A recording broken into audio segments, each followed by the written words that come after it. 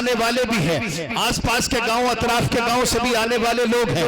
बड़ी मोहब्बतों के साथ मेहमान भी आए और मेहमानों ने बड़ी मोहब्बतों से इस जलसे को सुना और सुन रहे हैं। लेकिन ऐ लोगों जरा गौर करो, वो नबी कितना अजीम शान नबी है, वो नबी कितना प्यारा नबी है कि जब वो नबी आता है तो बड़े अजीम शान तरीके से आता है, इतने अजीम शान तरीके से आता है, आप सुनेंगे तो ईमान ताजा हो जाएगा। अरे मुस्तफा है, मुस्तफा की ईद मनाने वालों, मुस्तफा का जश्न मनाने वालों, मुस्तफा से मोहब्बत करने वालों, मुस्तफा से प्यार करने वालों, यकीनन अपने ईमान को ताजा करो। नबी करीम की हैसियत देखो, नबी करीम की अजमत देखो, नबी करीम की शान देखो, नबी करीम का मर्तबा देखो, नबी करीम का दर्जा देखो, इंशाअल्लाह ईमान ताजा हो जाएगा। मेरे मुस्तफा का जलसा तुमने सजाया, रबीउल अव्वल शरीफ में जलसा सजाकर मुस्तफा को मनाने का काम कर लिया, मुस्तफा को मनाने के लिए जरिया देख लिया, मुस्तफा की रजा के लिए तुमने कर लिया। लेकिन आओ जरा सुनो, वो नबी कितने अजीम शान नबी है, वो नबी कितने प्यारे नबी है, वो नबी कितने अच्छे नबी है।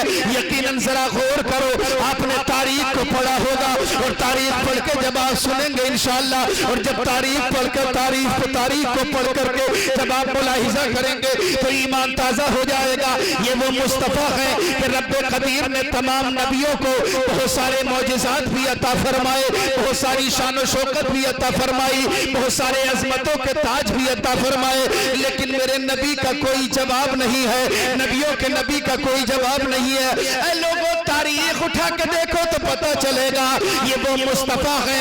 अल्लाह ताला ने अजमत आदम को भी अता फरमाई है, मेरे रब ने अजमत इब्राहिम को भी अता फरमाई है, मेरे रब ने अजमत इस्माइल को भी अता फरमाई है, मेरे रब ने अजमत मूसा को भी अता फरमाई है, मेरे रब ने शान और शौकत ईसा को भी अता फरमाई है। ऐ लोगों जरा गौर करो, आदम से लेकर ईसा तक तमाम अंबियाए किराम को अजमतें अता हुई है, तमाम अंबियाए किराम को शान और शौकत अता हुई है। लेकिन जरा ये गौर करो कि उन्हें शान और शौकत मिली है तो किस वजह से मिली है। पता ये चला, हमने तारीख उठा करके देखा तो ये मालूम हुआ कि जिसको जो भी मिला वो नबी के सदके में मिला, जिसको जो भी मिला वो हमारे आप के नबी के सदके में मिला। हाथ उठा करके आप देखे तारीख तो पता चलेगा कि आदम को अखलाक मिला है, शीश को मारिफत मिली है, नूह को शुजाअत मिली है, इब्राहिम को खुल्लत मिली है, इस्माइल को जबान मिली है, इसहाक को रजा मिली है, सालेह को फसाहत मिली है, लूत को हिकमत मिली है, दानियाल को मोहब्बत मिली है, अय्यूब को सब्र मिला है, को बशारत मिली है, यूसुफ को जमाल मिला है, यूनुस को कमाल मिला है, मूसा को जनाबे वाला शिद्दत मिली है, ईसा को ज़ुहर मिला है। लेकिन पैदी नगर की सरजमीन पे जमा होने वालों, जिंदा दिल मुसलमानों, याकूब रजा वाहिदी के जुमले सुनो और अपने ईमान को ताजा करो। लोग कहते हैं नबी क्या दे सकते हैं, नबी कैसे दे सकते हैं, नबी किस तरह दे सकते हैं। लेकिन मैं कहता हूँ बदअकीदा जरा देख नबी किस तरह अता कर रहे हैं। रब का अज़ीम शान फरमान है, ऐ मेरे मुस्तफा, अगर तुझे पैदा करना मकसूद न होता तो मैं किसी को पैदा न करता, मैं किसी चीज को न बनाता। पता ये चला, हमने जमाने में ऐलान कर दिया और दुनिया को बता दिया, आदम को अखलाक मिला मुस्तफा के सदके में, शीश को मारिफत मिली मुस्तफा के सदके में, नूह को शुजाअत मिली मुस्तफा के सदके में, इब्राहिम को खुल्लत मिली मुस्तफा के सदके में, इस्माइल को ज़बान मिली मुस्तफा के सदके में, इसहाक को रजा मिली मुस्तफा के सदके में, सालेह को फसाहत मिली मुस्तफा के सदके में, लूत को हिकमत मिली मुस्तफा के सदके में, अय्यूब को सब्र मिला मुस्तफा के सदके में, याकूब को बशारत मिली मुस्तफा के सदके में, यूसुफ को जमाल मिला मुस्तफा के सदके में, यूनुस को कमाल मिला मुस्तफा के सदके में, दाऊद को लहन मिला मुस्तफा के सदके में, सुलेमान को हुकूमत मिली मुस्तफा के सदके में, दानियाल को मोहब्बत मिली मुस्तफा के सदके में, ज़करिया को मासूमियत मिली मुस्तफा के सदके में, यहया को असमत मिली मुस्तफा के सदके में, मूसा को शिद्दत मिली मुस्तफा के सदके में, ईसा को ज़ुहर मिला मुस्तफा के सदके में। ऐ पैदी नगर में जमा होने वालों, जिंदा दिल मुसलमानों, मुस्तफा का रुतबा तो देखो। जब से दुनिया बनी है और जब तक दुनिया कायम है तब तक जिसे जो कुछ मिलेगा वो मेरे नबी के सदके में मिलेगा। आला हजरत ने इसका फैसला बरेली में किया और आला हजरत झूम के बोले, ला रब्बिल अर्श, जिसको जो मिला उनसे मिला। पट्टी गई कोने रसूलुल्लाह की गुस्सा और जन्नत से क्या मतलब, वहां भी दूर हो, हम रसूलुल्लाह के जन्नत रसूलुल्लाह है नारे तकबीर, नारे रिसालत, नारे गौसियत, मसलके आला हजरत फैज़ाने गौसे आज़म सरकार की आमद, दिलदार की आमद, नारे तकबीर, नारे रिसालत, बाबा जिंदाबाद। मोहब्बत से बोलो सुभान अल्लाह। एक मर्तबा कह दो या रसूल अल्लाह। कोई बात नहीं है, इसलिए कि अगर नबी के लिए तो है सब कुछ, नबी के लिए सब कुछ है। अगर मैक कम बोलेगा तो मैं ज्यादा बोलूंगा, समझ गए? हाँ। और मैक को यार क्या किया जाए, कोई मैक ऐसा है मैक वाला जो ये ना चाहता हूं मैं अच्छा बजाऊं, सब बेचारे यही चाहते हैं।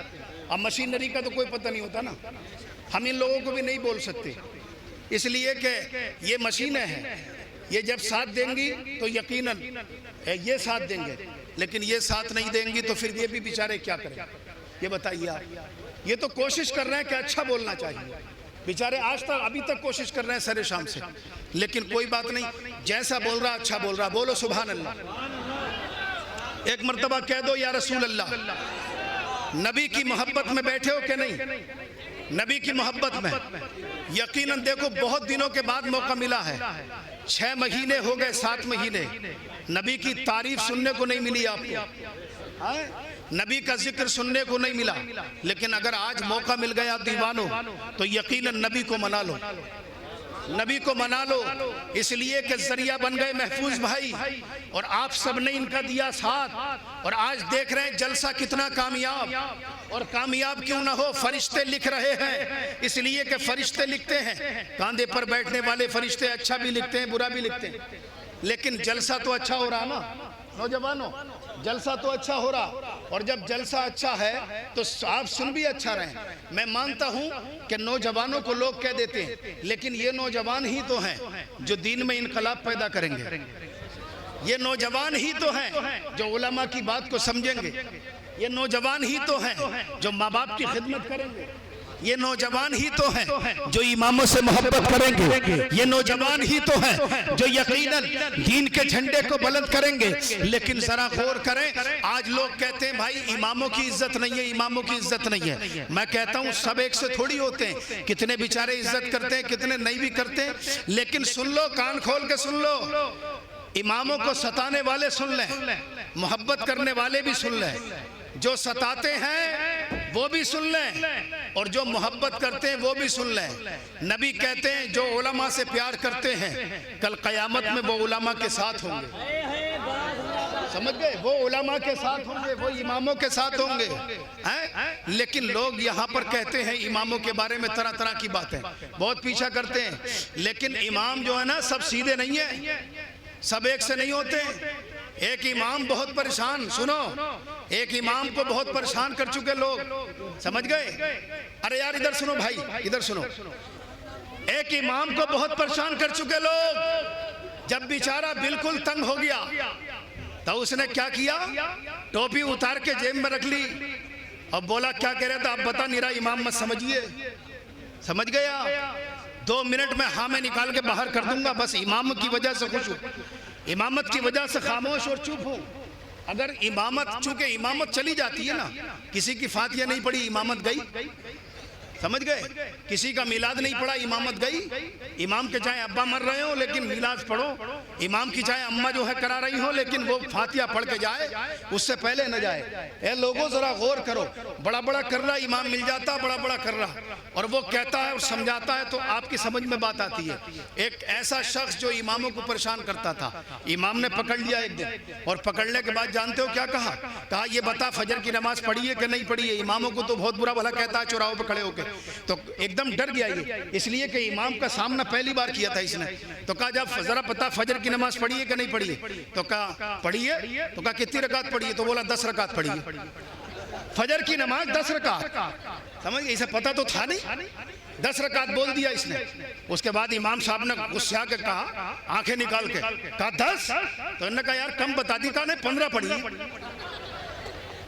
जब इमाम गुस्से में आए ना तो ये भी डर गया, इन्होंने कहा शायद कम बता दी, तो बोला 15। तो इमाम साहब ने फिर चीख के बोला 15? तो कहा नहीं साहब 20 पढ़ी है। हाँ, 20 पड़ी है। इमाम साहब को गुस्सा आया और इमाम साहब डंडा लेने के लिए भागे, ये घर भाग गया। जैसे ही घर जाके घर पहुंचा तो बीवी ने कहा भाई क्या बात है, क्यों इतना परेशान हो, क्यों गुस्से में हो, आखिर मामला क्या? कहा जल्दी कर किवाड़े बंद कर दे, इमाम आने वाला है। डंडा लेकर आ रहा पीछे से इमाम, जल्दी से दरवाजा बंद कर दे। कहा हुआ क्या? कहा हुआ ये कि आज उसने पूछ लिया कि इमामों पे बात तो बहुत करता है लेकिन ये बता के फजर की कितनी पड़ी? तो कहा जब उन्होंने पूछा तो मैंने कह दी 10 पड़ी है। जब वो गुस्से में आए तो मैंने कहा 15 पड़ी है। तो वो गुस्से में आए तो मैंने कहा 20 पड़ी है। तो बीवी जब नमाजी थी बेचारी, मुस्कुरा के बोली यार तुम भी खूबी हो, तुमने 20 क्यों बता दी, 4 बता देते। तो बोला तू यार सबसे पहले मरवाने की बातें कर रही है, समझ गए? अरे जो इमाम 20 में ना माना वो 4 में मान जाए, ये बताओ। जो इमाम 20 में नहीं मानने वो 4 में मान जाएगा, पिटवाने की बातें कर रही है, समझ गया? तो ऐसे ऐसे लोग भी हैं। इमाम जब आता ना इम्तिहान लेने पे, इमामों के इम्तिहान तुम बहुत लेते हो, जब इमाम आता तो क्या टेस्ट होगा? अरे भाई तुम क्या टेस्ट लोगे, तुम क्या जानो?